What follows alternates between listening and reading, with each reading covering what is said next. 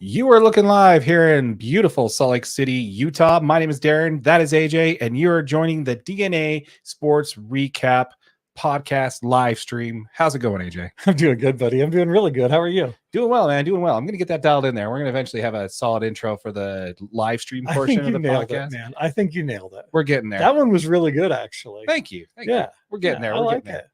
Once again, folks, this is a podcast. So if you guys are this is a live stream. So if you are watching live, feel free to drop in the comments. Let us know where you're watching from and, what you're looking forward to us talking about. We have a great slew of things to talk about. We got college football. We've got some local Utah Jazz news going on. We got lots on the MLB. Lots of stuff happened this week in Major League Baseball. So we'll definitely cover that. And just some local stuff we want to talk about here and kind of just go from there. So that's the game plan, right? Absolutely. I feel like this is gonna be a great episode. I'm looking forward to it. To it for sure. Before we do that, once again, folks, drop down in the comments. Let us know what you're watching from, and please feel free to chime in. We love interacting with you guys live in the chat here for sure. It's the best. Yeah. Before we get to the podcast portion of this, let's go ahead and cover our pre-show cheers. Oh yeah. Cheers to you. Cheers to you, my friends.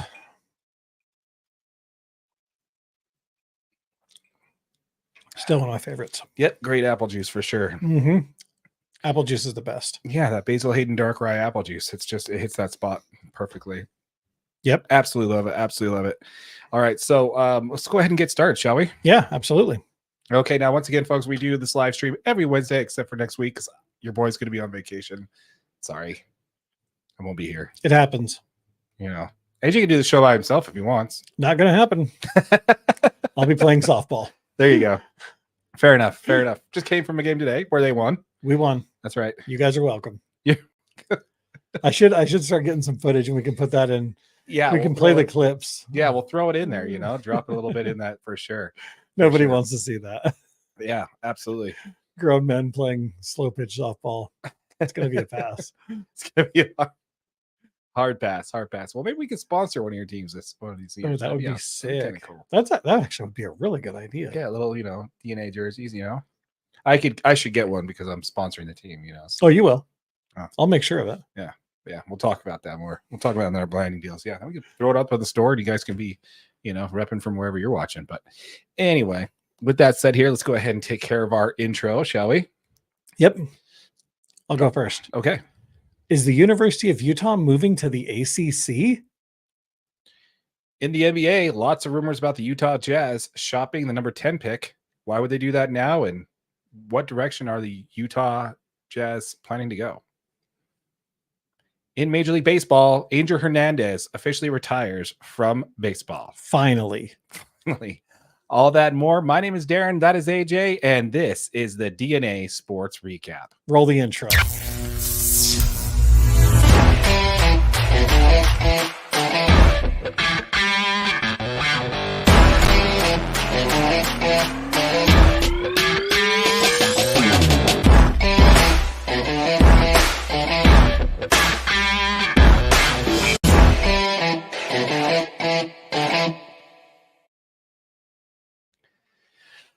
How's it going, AJ?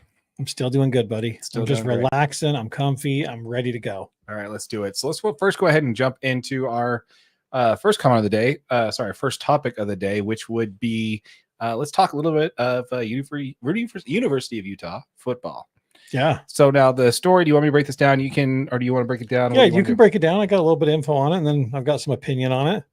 Okay, perfect. So on Saturday, May 25th, the prominent sports reporter, Dick Weiss, I think it's Weiss.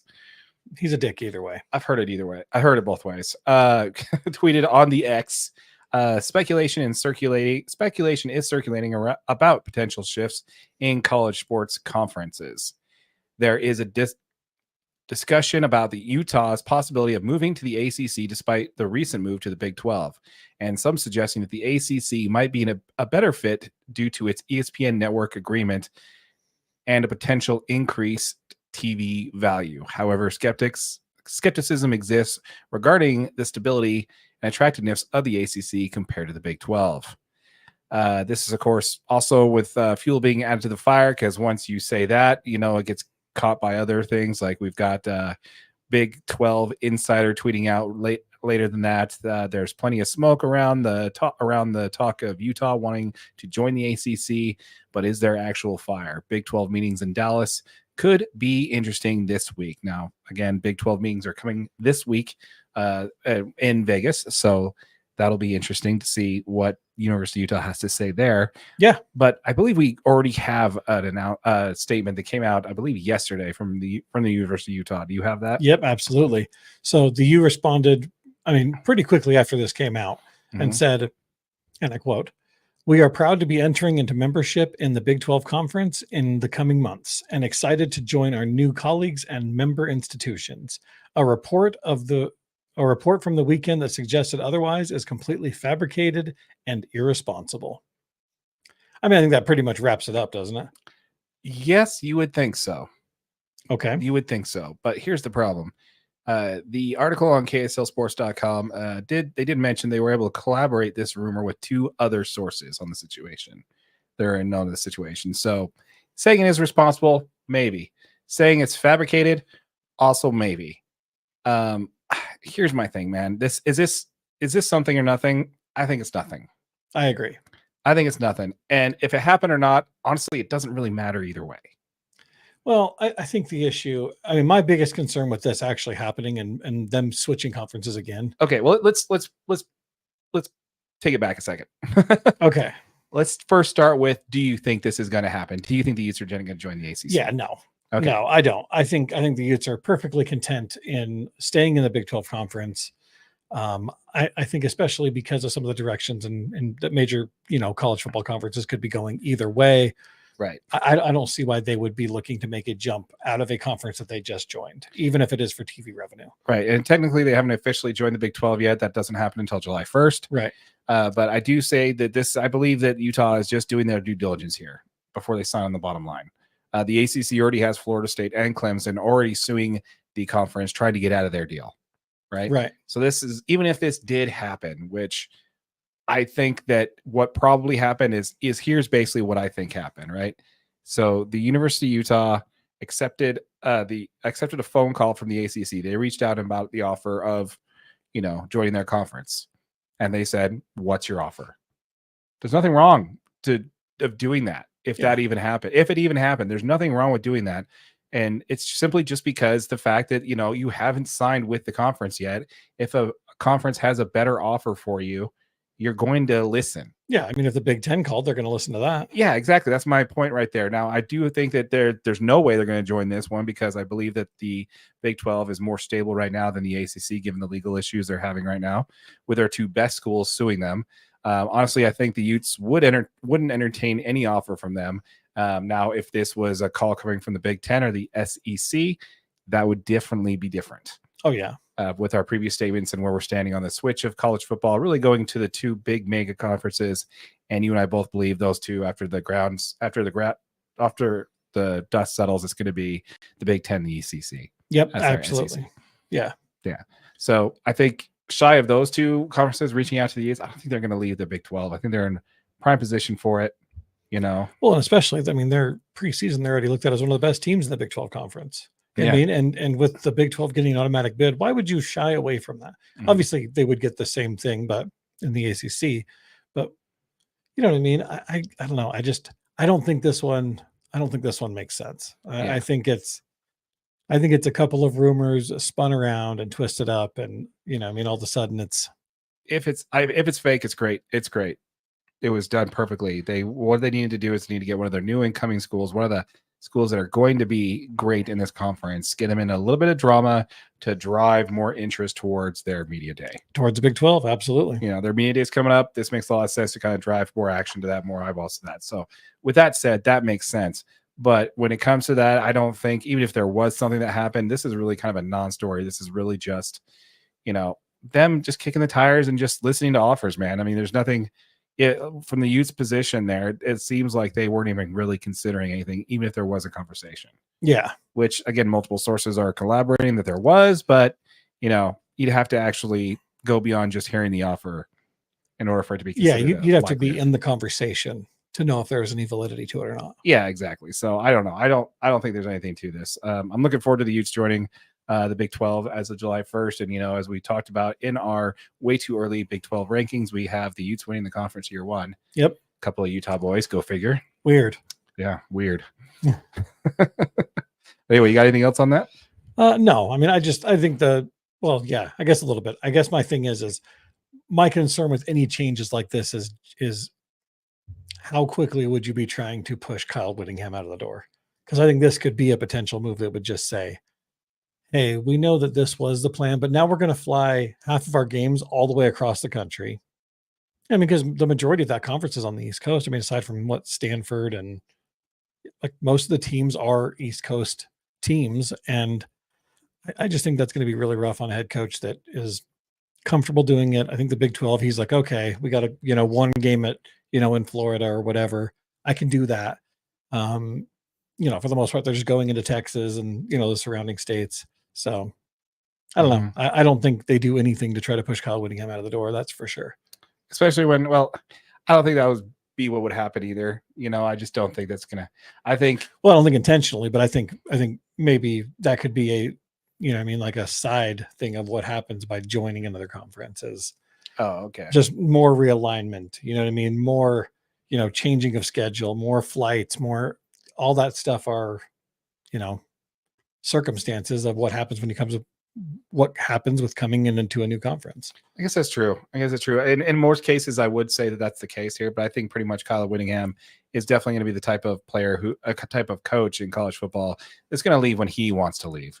Yeah. Not the other way around. And plus, I think Utah's in a perfect position if there is any more conference realignment to really have that next minute mentality. I really think that there's a succession plan already for Utah. Oh, absolutely. Morgan Scalley is going to be the next head coach. Easily. And you can't say that about probably anybody, any of the Utah teams at least, and definitely none of the Utah teams, and probably a whole lot of the top teams in the Big 12, to my understanding, don't have that kind of not that I'm aware of. Yeah. So a lot there there's a lot of, coaches being torn from one conference to the other. So yep. I think you're right. I think Scally is going to be the next guy, and everybody knows that. So, I mean, this is kind of like a non sequitur. We're not the first team in the Big 12 to be potentially courted by another conference. It was rumored earlier this year that Kansas was sniffing around the SEC. There's rumored they had interest in them.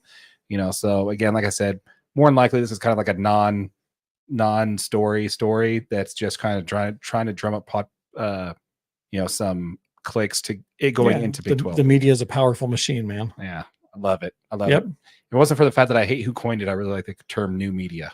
Yeah, exactly. Yeah. Who coined it? I have no idea. That would be Draymond Green. You don't like Draymond? No, screw that guy. Have you been watching him in the playoffs? First of all, I don't understand. I think Draymond is so entertaining. Yeah, I like him on his podcast, but all he's doing, I don't understand this. This is if you're watching TNT, the NBA on TNT, that their pre-half and post is going away. They lost their contract to the NBA. Right. It's going to Disney, it's going to Amazon, and it's going to Fox, and it's going to NBC. And so TNT's losing it. That show's going away. I don't understand. In your swan song, in your victory lap of the end of the playoffs of the last time you're doing this, you're going to have Draymond Green on there. Draymond wants to be there. That's the only reason. He's probably why would the league want to be there? Why would the league want him to be there? I don't know, man. Because all I hear, I don't bring in Golden State fans. Are you watching this? Are you watching any of this stuff that he's interviewing? All he's doing is airing his personal grievance out against my man Rudy, which I really think is kind of BS. Yeah, it is. I mean, Rudy Gobert, honestly, who's not going to, I don't know if you saw that game, but you got ISO, one of the best isolation players in the NBA in Luka, and he just does a step back three over the top of you. That was he defended that well. Yeah, there's nothing else you could have done. I mean, you could be a half second faster than Rudy. Is that you know what I mean?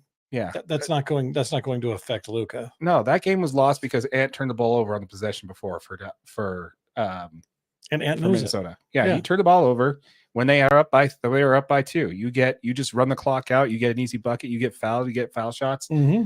That game's over, man. You do anything but turn the ball over, and it's yours. Yeah, that game's over. It's a completely different series. Tied 2-1. Mm-hmm. So I don't know. I'm tired of the Draymond Green hate towards Rudy. I'm tired of hearing it. It's a bad narrative. So your beef is actually Draymond Green. Yeah, it's a bad narrative. I just think that Rudy has proven the fact that he is the reason why that team is where they're at. Anthony obviously is and is definitely a superstar. Absolutely. But Rudy is the reason why that team has had our plus 24 in point differentials from the defensive ends from year over year from when he started. That team is only good because of him. Yeah, it's no coincidence that they have not the only number good one because ranked, of him. That's not the right way to say it, but they had the number one ranked defense in the playoffs because of him. Number one ranked regular season too. I mean, they were the number one defensive team. It's not a coincidence that Rudy goes there one season later. They're the best defensive team in the league. Yeah, it's a no-brainer. And just to ignore that, I'm sorry. And what I really love here, did you hear this story when he accepted his Defensive Player of the Year award this year? I didn't. Everybody from the Timberwolves showed up. Oh, no way. Yeah, that didn't happen here in Utah. No. Which is awesome. Yeah, that is awesome. I love the support that they have for Rudy. So that's way cool. So anyway, so moving off of the college basketball, college football, let's go ahead and move into actually before we do that, let's go ahead and talk a little bit about college basketball. Did you hear this the news about the WNBA? I've heard lots of news about the WNBA over the last week or so. They're giving Caitlin Clark all the credit for this, but it's actually not Caitlin Clark's reason. It's just the league's been more profitable. And so now they are getting $50 million over the next 2 years dedicated to charter flights for all WNBA players. Oh, this was a couple of weeks ago. Yeah. $20 million in charter flights for every WNBA flight. Yeah. So $20 million. Yeah. So this was that everybody's saying, oh, it's Caitlin Clark. It's not really her. No, they'd been negotiating the deal before she came in. The league has just been more profitable over the last since 2019 till now. The league has been more profitable. And it helps to have a dynasty like the LA Aces, the Las Vegas Aces. They've been winning. They're fun. They just sold out every regular season game. Which is awesome. Yeah. Crazy awesome. Yeah. And it's only going to get more profitable. So it makes better sense to make that kind of commitment now. So I think that's really cool. Really, really cool. So good on you, WNBA. The funny thing, did you hear about this though? The story about it is they were saying that the WNBA Players Association kind of screwed this one up.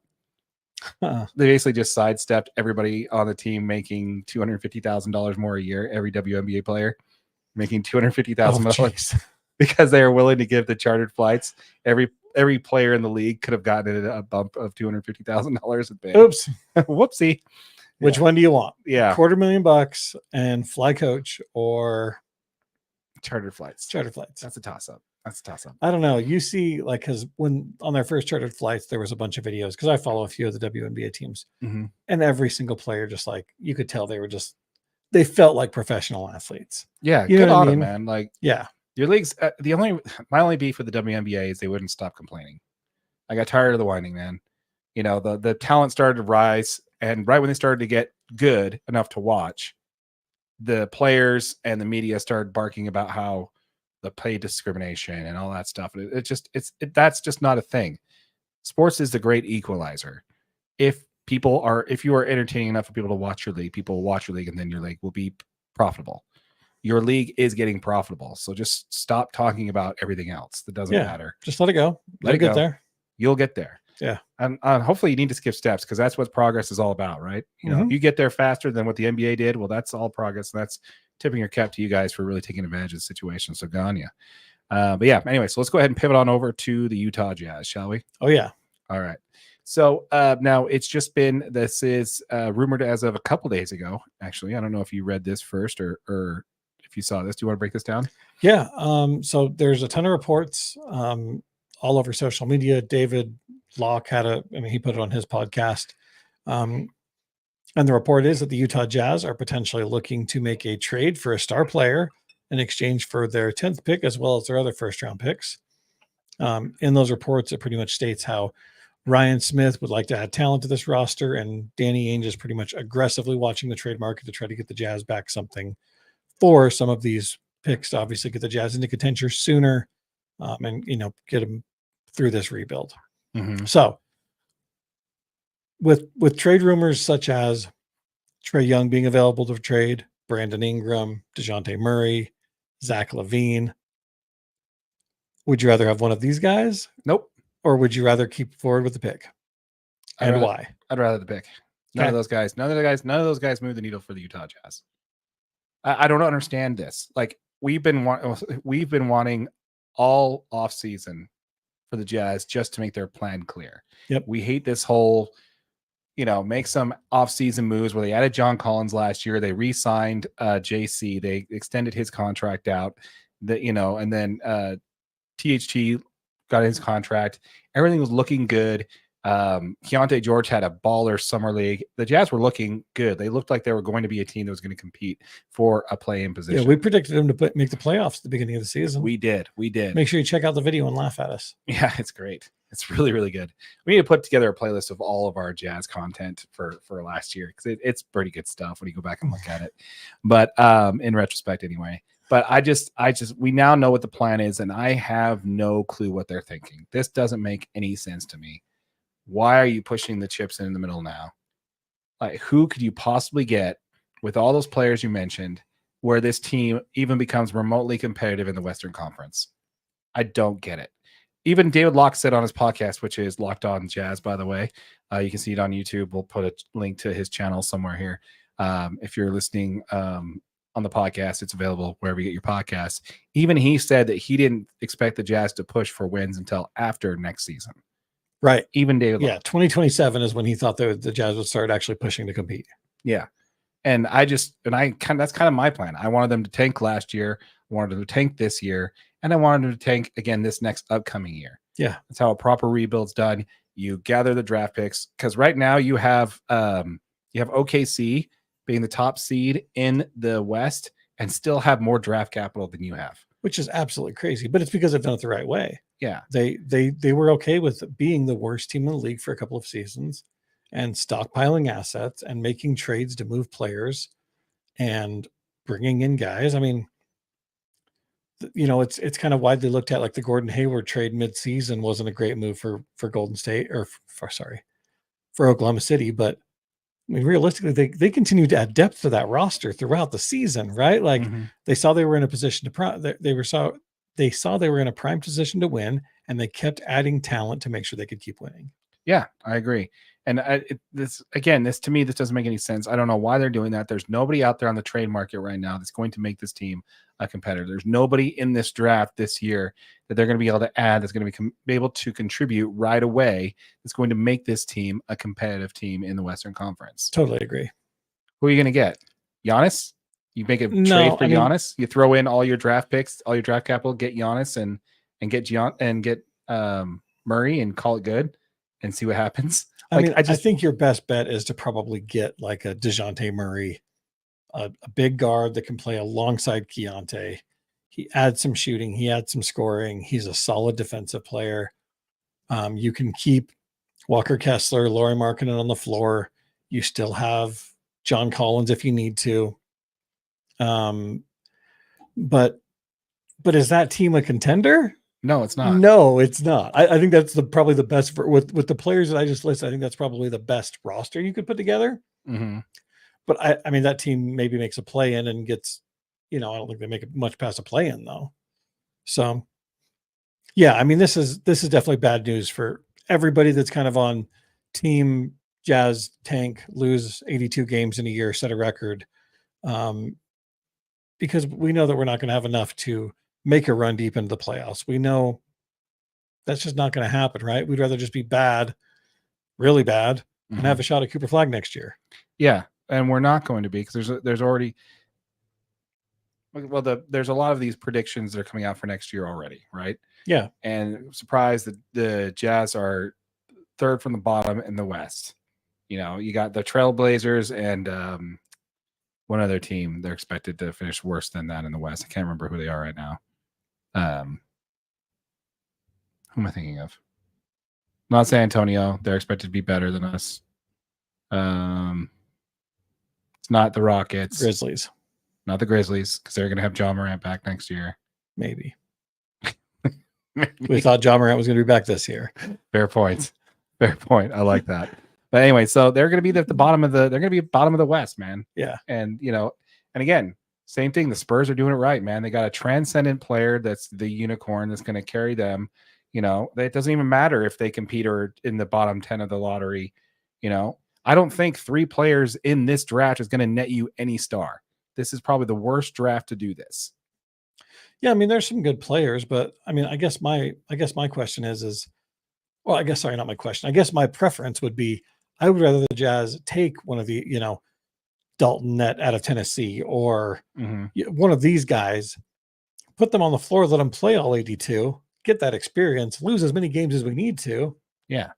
keep the rebuild moving forward. Yeah. Nothing would make me happier as a Jazz fan because I watched a lot of Jazz basketball this year. Yeah. And it was painful to watch most of it. Yeah. Nothing would make me happier than to watch this team push their chips in the middle and try to compete. But there's nothing out there that's going to make this team good enough to compete to where you're not basically just completely ruining the whole point of doing a rebuild in the first place. Yeah. Unless there's a trade out there that Danny Ainge knows about that is completely not public, right? Like, if it wasn't, then he wouldn't be talking about it in the press conferences. When we talk about going big game hunting, it wouldn't. He's like, oh yeah, well, Ryan Smith wants to be competitive now. We want to start stacking wins now. Like, yeah, well, I don't know. We're just not doing a rebuild right. And we're spoiled as Utah fans because we haven't had to go through a prolonged rebuild experiment. But what we're doing here is just, again, doing the right thing the wrong way. It's probably the best way to put it. I don't know. What do you think? Nope, I totally agree. I think the Jazz just need to, as a Jazz fan, me personally, I think you feel the same way. We want to see the Jazz either win, go all in to win, or go all in to lose. Right. Let's not be stuck in the middle. The good news is the draft is just about a month away, and we will know soon enough, my friend, June 26th. Yeah, I don't know. I just don't know what we're going to get out of these 3 picks. It's going to be for a star. Who's going to trade a star for 3 draft picks in this draft? I just don't see. The problem is it depends on where that team is in their rebuild, right? Who do they think they can add from this talent class that's going to help make their team better? Maybe Detroit. I don't know. Like I don't really know of a team out there that's really got. They're not giving up Cade Cunningham. Yeah, exactly. And I just don't. That's the only player you want from Detroit. Bogey. Yeah, you want Bogey back? Alec Burks. Oh, actually, I think he got traded.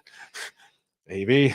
Yep. Gotta let me see. Maybe. But no, I think you're right. We let them know what you think, folks. Let us know in the comments down below what you think about the Jazz recent comments and the recent reports of them rumoring to be shopping their number 10 overall pick and some of their draft capital to trade them away for a star level player. I'm doing air quotes for those who are watching or listening on the podcast there.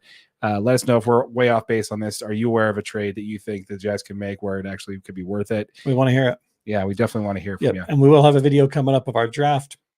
Way too early. Draft predictions. Way too early draft predictions. Yeah, I'm really good at talking. That's why I do this.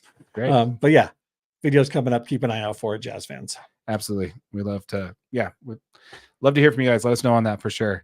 All right, so we should make a pivot to Major League Baseball. A pivot? Pivot. You said pivot. I say a lot of things. Make a pivot. Say a lot of things. All right. So before we do that, let's go ahead and do a subject change. Cheers here. Oh, dude, that's a thing now?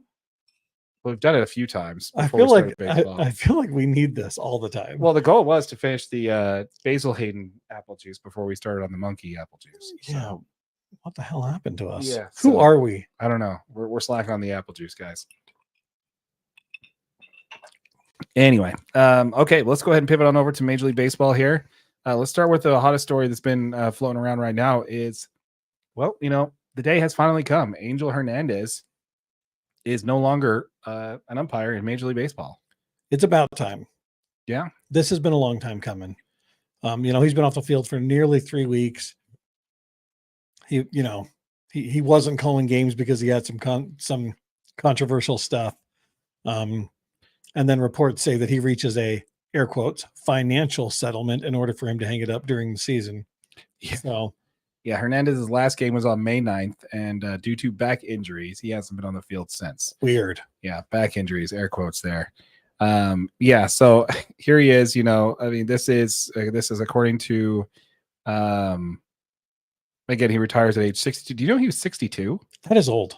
Yeah, he doesn't look that old. He does not look that old. He does look very good for 62. And good on you, man. Good on you, Hernandez. Not sure you're ever going to see this. Mm-hmm. But Hernandez lawyer Kevin Murphy told The Athletic, once again, thanks, Rich, that he was not kicked out. He was given that the fact that last year he was rated 67th out of 85 umpires, something I want to circle back to here in a minute. Yep. Had fallen near the bottom towards the end of the season and had some really bad controversial call at the beginning of this year. MLB approached Hernandez earlier this season about potentially retiring, and with the injury to the MLB, with the inquiry of the MLB and the players, sorry, not the Players Association, but with the MLB and the Umpires Union have reached a financial agreement. Basically, as a buyout. They bought him out. They bought him out. They bought him out to say, thanks, but no thanks. We do not need you umpiring any more games because we are sick of all the comments. What's crazy to me, just for the record, did you hear what you just said? He is only ranked 67th out of 85 umpires. That means there is a solid 18 umpires that are still ranked worse than him. Yeah. So according to the rankings for Major League catchers, there's a website out there that does it, that ranks their balls and strike calls from behind the plate. Yeah. And over the last 10 years, he's not even in the bottom 25%. Right. So he just last year he had a bad year. He just had these big blatant calls where it's like, wow, that really missed. And once they started putting the digital strike zone up on there where you can see. Well, that's the other problem is, StatCast will say one thing, the broadcast will have another, and then the review board will have another. So they'll all have different strike zones, and sometimes it's right, sometimes it's wrong. Sometimes we see it, sometimes it's wrong.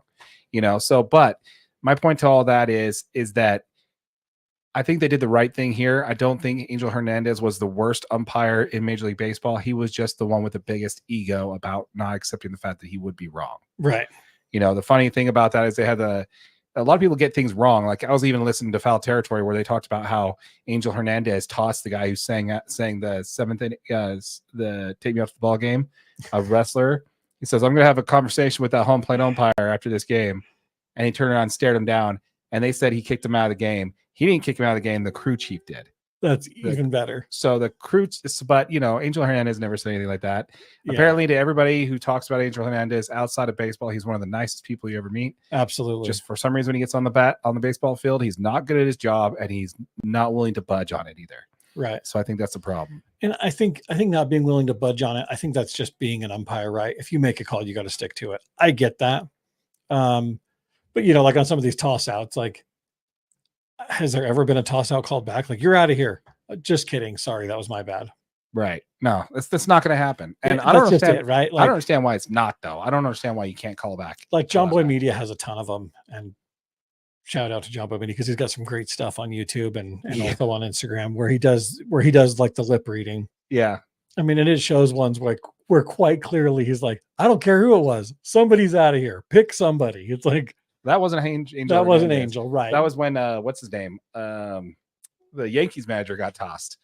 Yeah, but my point is that like no umpire's backing down at that point, right? Like, no, you can't just say, your job is to say somebody's getting tossed. You pick them. Somebody's out of here. Yeah, I agree, man. I just think it's a little ridiculous, man. And this, it all comes back to something I want to bring up next week because I want to go in a deeper dive on this. But there are some calls in baseball that I believe that we should be able to overturn. So I definitely want to talk about that a little bit more detailed. This is also something we're going to bring up next week. Did you hear the big news in Major League Baseball about the records? I did. About how they're merging. I did hear this. So this was announced awesome. This was announced like 5 years ago that they were going to do this. And they're finally merging the records. And they're doing it now, which I think is awesome either way. And a bunch of people are upset that Ty Cobb's no longer the hits leader in Major League Baseball. It's just all those nerds that it was just one of those like knowledge bases that they had in their head, like, oh, Ty Cobb's a hit leader. Yeah, which is fine.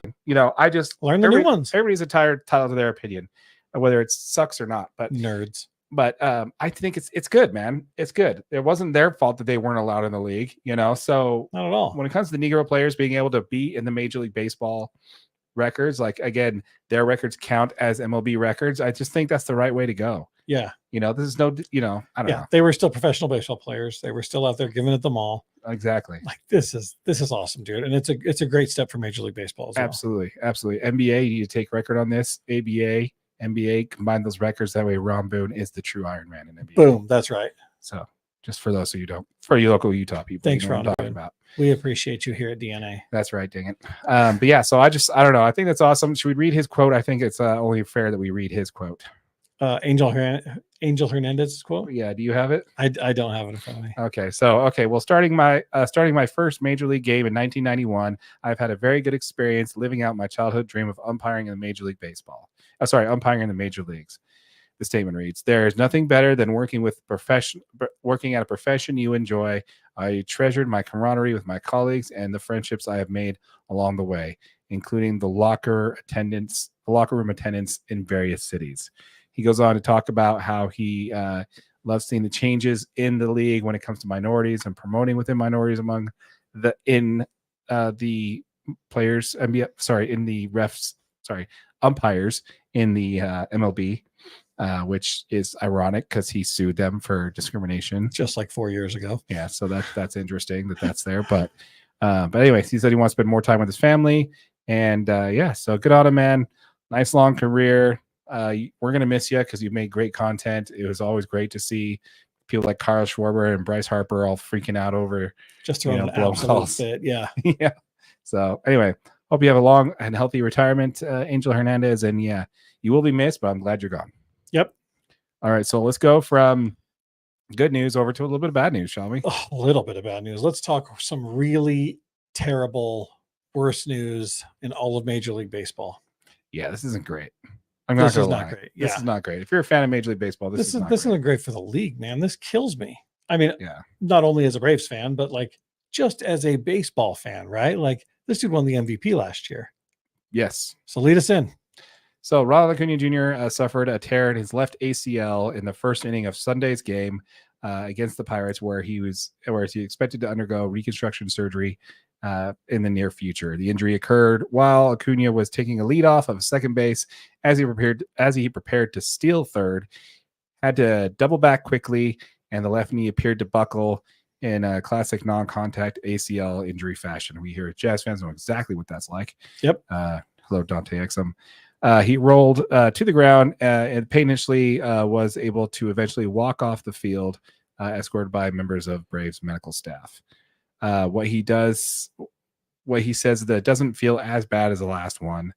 I don't know. What's your take on this injury so far?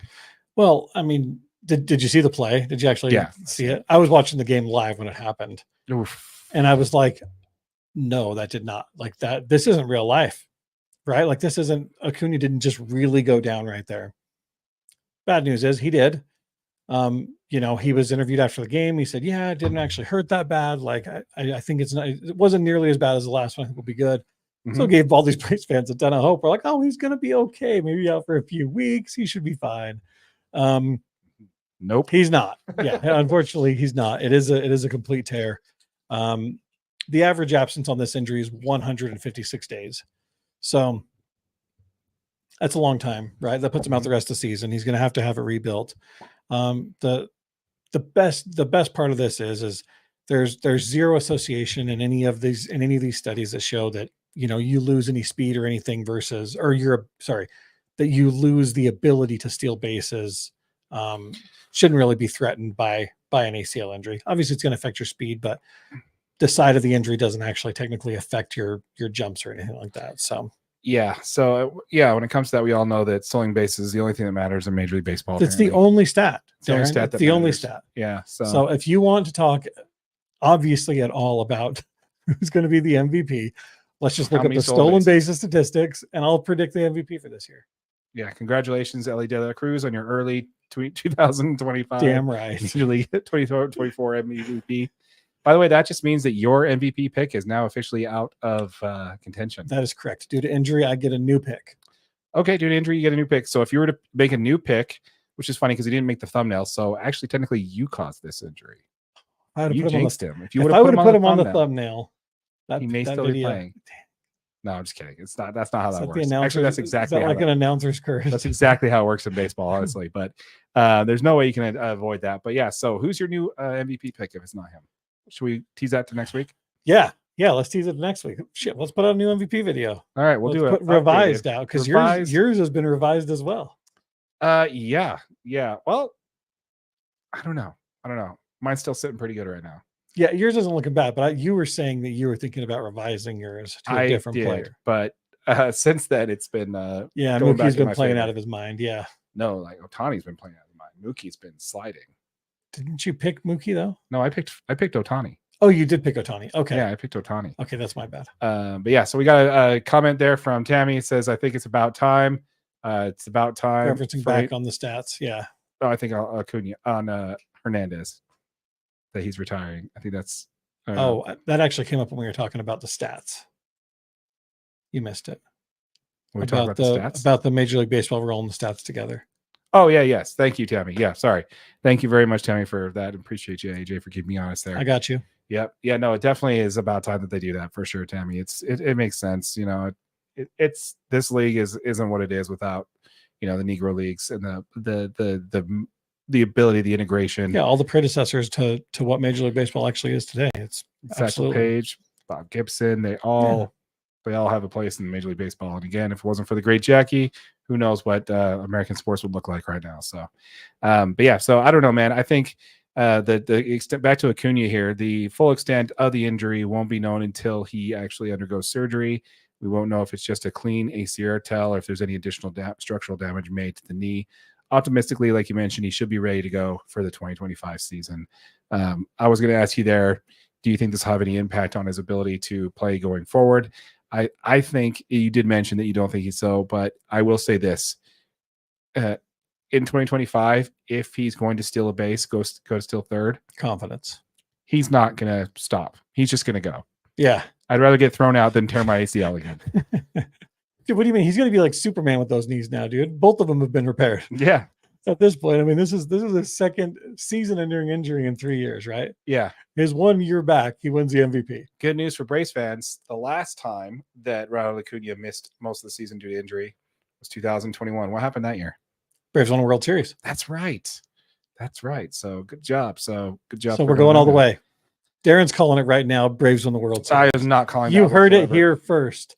DNA Sports Recap. Darren Shepard, Dodgers fan, has just claimed the Braves will take the World Series. You're welcome. Yeah, that's not what he said. That I'm not. It's on video. It's on the internet. You can't take it back. I did not say that, but no, I do think the Braves still have a good shot, man. They're sitting pretty right where the Phillies were sitting last year, so I think it's perfect that they're in the position that they're in.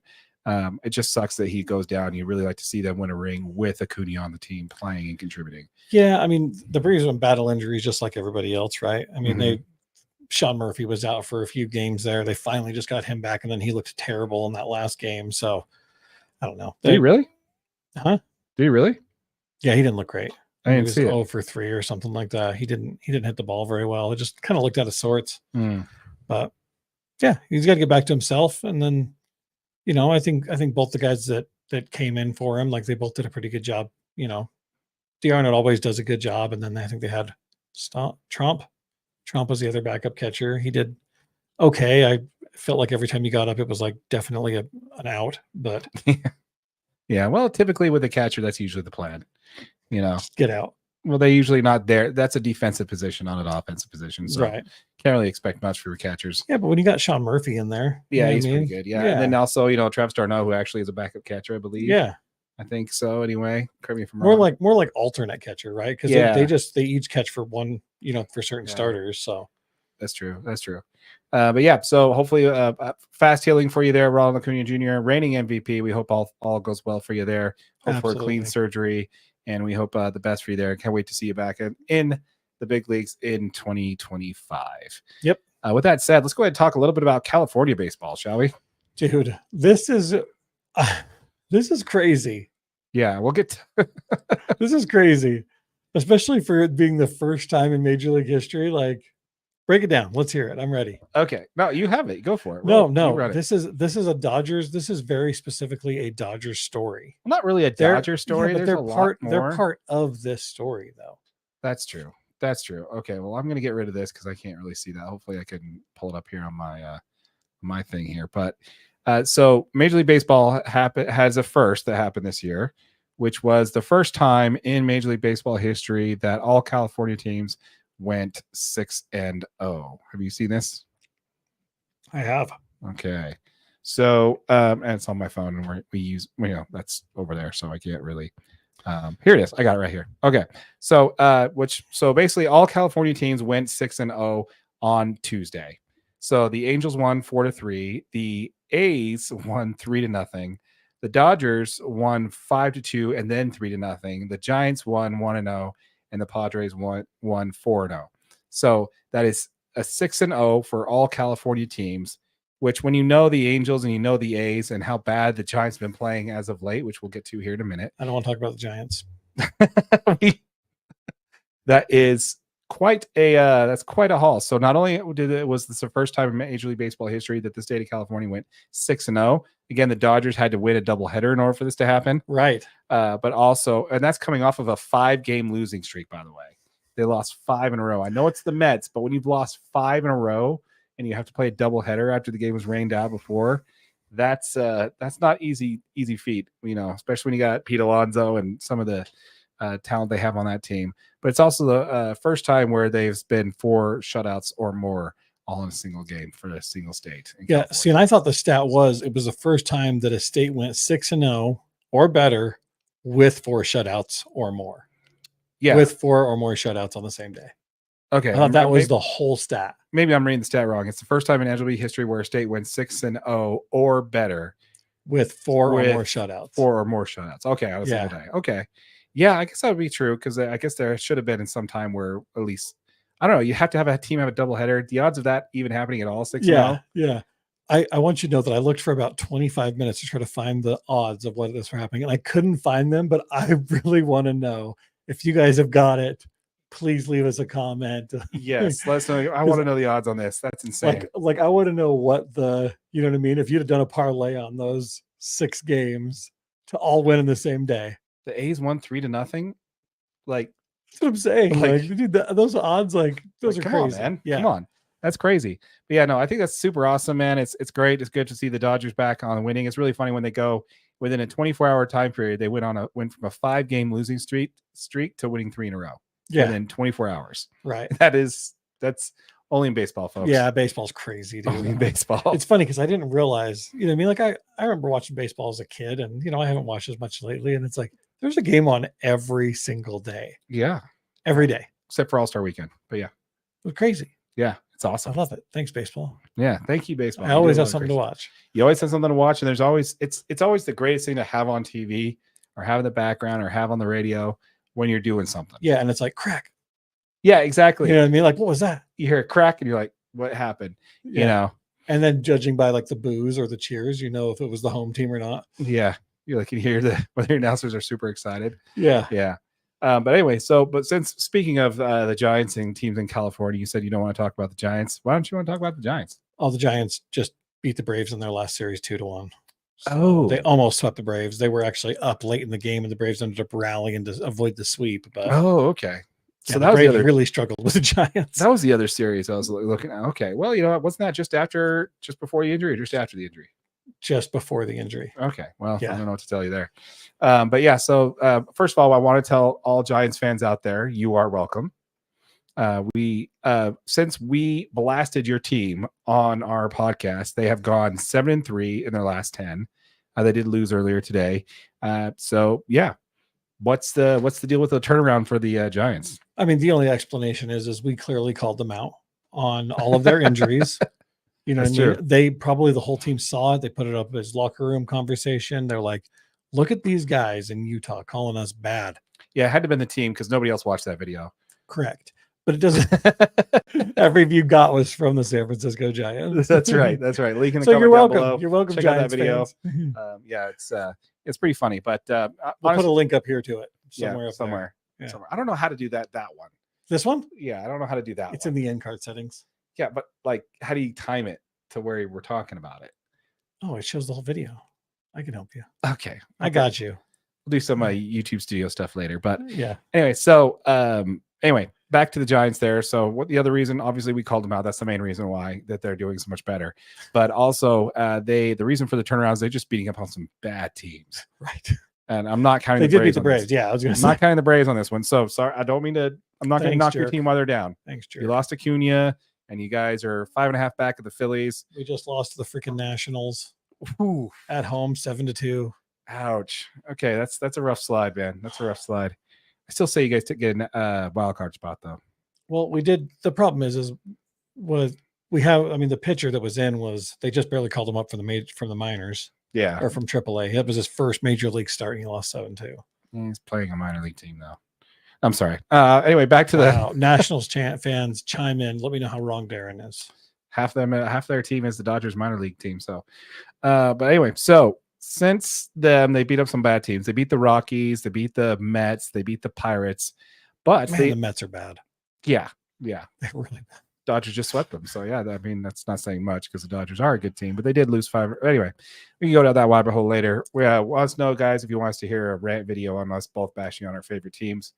Because that's definitely something that we can do therapeutically to, we did it last year. Remember that? We did a what went wrong video for both of our teams in the playoffs. Yeah, I think we had about 4.5 people watch them. Oh, yeah? I think I watched it 3 times. Yeah, I watched it 1.5 times.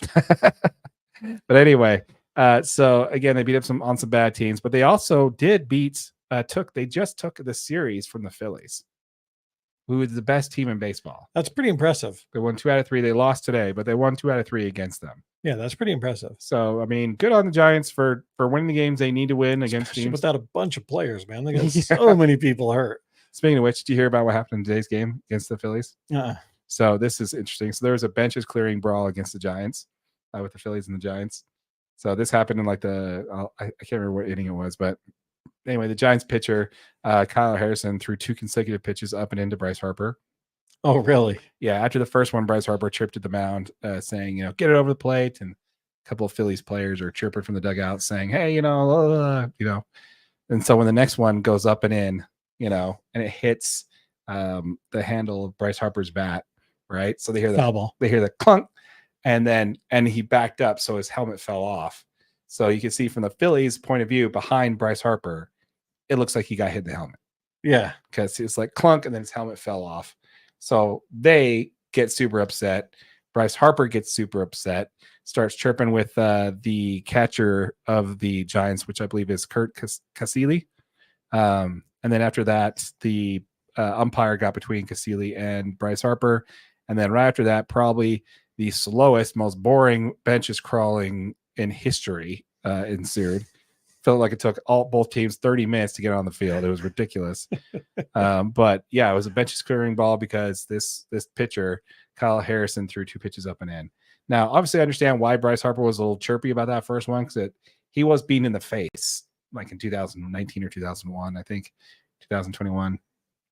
You said 2001 the first time. I was like, I don't even know if Bryce Harper was born in 2001. Yeah, 2021. Sorry. Yeah, he's probably born in 2001. Wasn't playing baseball, but yeah, he was beaten in the face and luckily didn't have to have surgery, but he was also hit in the hand where he did have to have surgery. Right. So this guy's a little jittery and a little emotional when it comes to getting thrown at. So, but yeah, like I said, but benches krill. Not to mention, don't throw the ball. Like, I get it. Like if it was an accident, I get it, but you're a professional pitcher. You should have enough control that it's not coming up and in. Not nowadays, man. Not nowadays. I'm sorry that with the ban of the sticky stuff and how slippery that ball is, and the fact that MLB keeps changing the ball, you see more pitchers. Missing high and inside is one thing. You're getting a lot of players getting hit this year. I'd like to compare the last 2 seasons compared to previously when they started banning sticky stuff. We could probably pull that and see how many people are getting hit by pitch. Let us know in the comments down below if you haven't seen. Yeah, if you've seen an uptick in players getting hit. But the first one, he threw it in there intentionally, tried to throw it inside, get him to back off the plate a little bit. Yeah. And then, this is a young pitcher, 2 years into the league. He's getting barked at. He's like, don't throw it inside. Don't throw it inside. Guess where that pitch is going? And he's also probably thinking, like, throw this one as hard as you can. Because if this is anywhere over the plate, he's putting it out. And Kyle Harrison did get taken deep by Bryce Harper when he made his MLB debut last year. Exactly. So you've got a little bit of personal vendetta, right? And no offense to Kyle Harrison, but Bryce Harper, if he charges the mound, that kid's in real trouble. Oh yeah.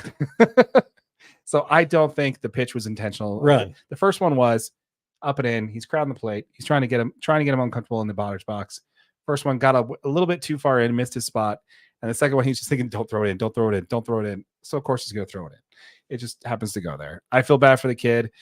He even said, yeah, sorry, it slipped. Like he even saw when he's walking up to the plate, he's like, yeah, sorry, it slipped. But then the bench is crawled, which really wasn't that interesting. What is interesting is this is exactly 7 years to the day that the Giants hit Bryce Harper. Oh, no way. Yeah. So, what are the chances of that? Yeah. So Bryce Harper got hit in the hip on this day exactly. Do you think he remembers? Probably. I think I'd remember every time I got hit by a pitcher in Major League Baseball for sure. Yeah. 90-mile-an-hour fastball to the ass. You're like, no. Yeah, exactly. But yeah, so Yeah, even better with it's just it doesn't make any sense there for sure. But I just think, but speaking of the Phillies, they do have the best record in Major League Baseball right now, going 39-19. Sorry, they're in your division, man. That sucks. I know. At their time recording, they're 38-19, and the best record They got like 8 games on the Braves. I think they're 6.5. Oh, is that it? Yeah, not too far. Not too bad. Not too far. A lot of baseball to play. Yeah. I definitely think that the Braves still are a wild card team at the very minimum, which is where the Phillies have been the last 2 years. So who knows? Maybe the roles will be reversed this year. Yeah. Now, I did want to actually talk about the Yankees this episode and give them their flowers. But sorry, Yankees fans, I can't do that for 2 reasons.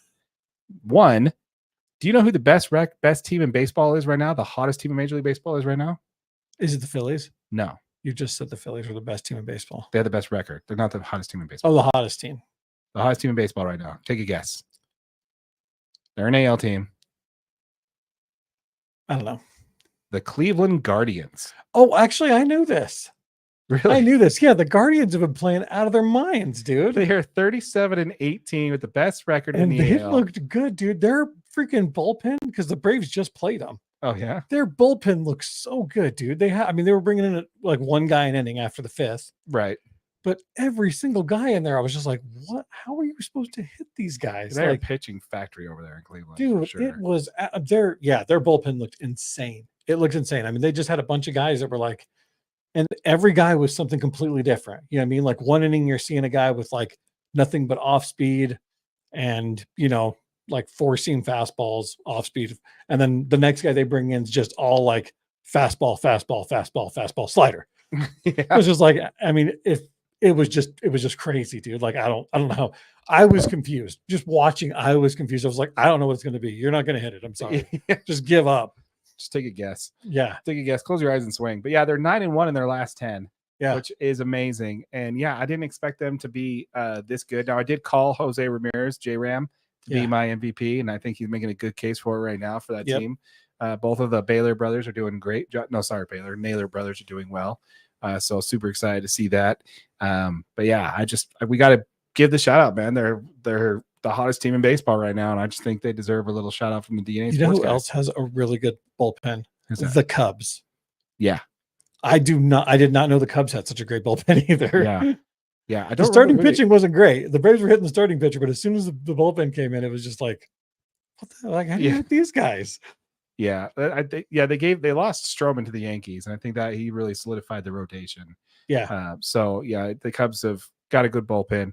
I think it's actually one of the better bullpens in baseball. I actually think it was the number one. I think they said that on the telecast that I was watching. It was like the number 1 ranked bullpen in the league. You know which team has used more pitchers than any team in baseball so far this year? I don't. The Dodgers. Oh, really? In their bullpen. And they have the 3rd best ERA in baseball. Oh, they're still bringing it though, huh? So whatever it's doing, it's working. But man, Yeah. I would rather just have a solid bullpen. It's very stressful as a Dodgers fan to watch. You're like, guys. Who's this guy and how's he going to do? Spent $1.3 billion and we're piecing together a bullpen. Yeah, that's rough. For the reclamation projects, it's insane. But yeah, so another reason why I can't give the Yankees fans their flowers and say, "Hey, Yankees, good job," is that the Yankees themselves, man. I don't know if you heard this, but this is a news that's been floating around a lot, and it's catching a lot of flack. It came up in an interview with Hal Steinbrenner about the potential of re-signing Juan Soto and how he's going to be the first player non-Shohei Ohtani to sign a $500 million contract. The Yankees are talking about, and they were just talking to him about it. And Hal Steinbrenner's comments, basically they're saying that he's crying poor, basically. I've got part of it here. Ken Rosenthal, who is also on Fair Territory and Foul Territory, says, I want to understand what Steinbrenner is saying. You don't want the payroll in his mind of 350 or 400 million, but for the Yankees to say they can't sustain it, open your books, prove that you can't sustain it, because I don't believe that for a second. Especially as a Yankees fan. Yeah, you don't want to hear. The Yankees are the most profitable team in all professional sports, at least in the U.S. sports, I believe. Right. Premier League, that might be a different thing over there. Yeah, some soccer gets crazy. Yeah, but when it comes to that, like it's pretty easy that the New York Yankees worldwide brand recognition is unmeasured. Yeah. Right. And for you to come, and they own their own network. They have the Yes Network. That's their Yankees Entertainment Sports. That's their team. That's their network. They're getting a cut of that, and they have a sweet TV deal. They're selling more merch than anybody. They sell out all their home games. Yeah. One ownership not to cry about payroll is going to be the Yankees. And, George Steinbrenner, the longtime Yankees owner, he was the type of guy who'd throw $200 million in an offseason towards two players. Yeah, no big deal. And that's no big. You would, if he would hear this, he would be like very upset about it. Yeah. I don't know, man. What do you think about this comment? I mean, I think when you're that profitable of an organization, your expectation and your fan base's expectation is 100% win at all costs, right? You're already that deep in. It's not like you're getting any breaks on any of these players that you already have. You know, I mean, you committed to Judge, you committed to all these guys. Like, you got to pay the bill. You got to pay that man. Yeah. You know what I mean? And then go out there and show it on the field and win ball games.